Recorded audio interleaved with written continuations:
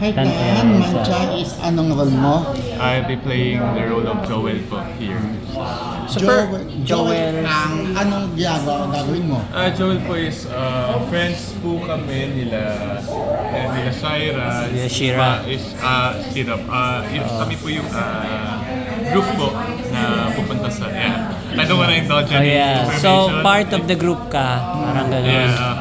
First film mo ba to? Yes po. Yes. So anong pakiramdam? Unang pelikula? Of course, medyo kinakabahan po kasi wala po akong experience at all. Yes, as you've said. Workshops, First po meron talaga. naman. Yes po, for this role po, nag-workshop po kami with Coach Eman de la Cruz. Okay. And then I also had workshop po with Direct Nox Arzaga, if you're familiar with him po. And then, pero before this naman po, medyo nalabas na po ako sa TV like sa Regal Studio Presents po, sa Hotel 88. So may acting experience and also, ka na. I've done commercials din po when I was in college. So, somehow, kahit paano po may experience na po kahit paano. Pero siyempre po, I'm always ready pa naman po for improvements and learnings po. So, yun po yung nilook forward ko talaga here na mas matuto pa, mas gumaling, that's the goal, maging mahusay na acting po. And maybe, let's see kung ano po yung in store for me this year. So nagmo-model ka rin ba? At paano kaya pasok sa showbiz? Yes po, actually, yes, I started in pageantry, then I became commercial model, runway model. I also am a host. Tapos, yes, may manager po, siya po yung nag-push talaga sa akin na pumasok na sa industry po. Model ka. Ano nakita mo sa showbiz? At isipan mo rin aside sa pagiging model, pinasok mo yung showbiz niya? Actually, at first po, never ko siyang naging dream.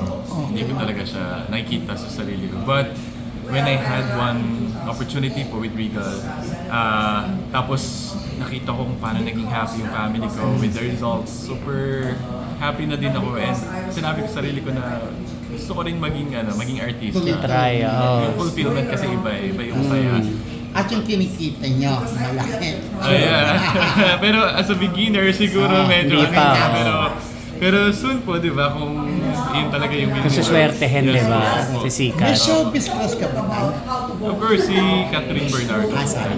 Bakit si Catherine? Bakit si Catherine? I met her once po with Mami Min. Actually twice pala with Mami Min po. Mami Min, And the mommy. The mother. super nice po siya, super bait talaga. And well, she's a really good actress po. Hindi, So, paano ka, kilala mo si Mami Min? Opo, kasi I have a business po. I have a cafe po. And we also cater mga events po. And then one time po, during a shoot of Catherine po, so nandun po kami sa house niya kasi nandun yung studio po niya. Doon ko po na-meet sila, mami-meet sila Catherine po. Nakalala po ni Ate Isha Germentil, our mutual friend po. Tapos, yun po, super humanga po talaga ako sa kanya kasi super bait niya po talaga. Hindi ka ba biniro ni Mami Min na, oy, mag-artista ka, pwede ka artista. May ganun ba? Yes po, actually, yun po yung sinabi niya sa akin. Kaya super grateful ako sa kanya po kasi na-motivate talaga ako sa mga sinabi. Kasi syempre, mamimin yun eh. Alam niyo yun, mga nakakantrabaho nila Catherine, iba, big stars na po talaga. Pero nakita niya po, may nakita siya sa akin na something na baka pwede. So, na-motivate po talaga ako. Isa naman sa reason si Mami Min na nag-decide na pasok ng So, showbiz. kasi kung sila nga nakikita nila Yung bakit potential, ako, di ba? Pwedeng ako din. Pero first film mo to. Yes po. First film niya. First. Puro guessing lang. Pero, sino naman yung na-idolize mong actor? First, Na talagang magaling to, Si John ganyan. Lloyd Cruz po talaga. John Lloyd Cruz din. John Lloyd Cruz pa. Anong pelikula ni John Lloyd na napanood na humanga ka sa kanya? O teleserye? One More Chance po. With Bea. Like, inagaya ko talaga yung mga scenes yun. Talaga? Kung gano'n ka-intense yung Si Basha ba yun? Tsaka si Popoy. Popoy. Nanood kami nito dun eh. Pero given Second a- chance na. Correct. Give it a chance. Sino yung gusto mong actress na makatrabaho? Yun din po siguro, si Si Catherine din Catherine pa po rin. talaga. Kung, well, makakaharap lang din naman. So Lubos-lubosin na. Baka po, one day, di ba? Showbiz class at the same time gusto mo mag-work ang sa Catherine Bernard. Sa mga iconic actors natin and actress, sino yung mga gusto mo maka-work? Veterano. Mga veterano. Of course, kasama na po natin si Tita Pilar Velasquez. okay. Super looking forward po talaga. Mahusay Kasi na actress. super galing po talaga niya. Sobrang bait niya. Knowing the fact na ang dami niyang na-achieve sa buhay namin yan ng mga milestones and natutunan. Pero still, andun pa rin siya. She's still standing on the ground pa rin. First time siya makakatrabaho.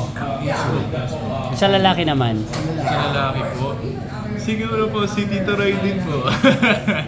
Yung mga alaga din po niya. Kasi actually, to be honest po, na-idolize ko po talaga yung mga ibang alaga po niya. Like yung, siyempre po, sila po mga veterans na po sila sa industry. Yeah. Sila po yung talagang minapatunayan na masasabi natin.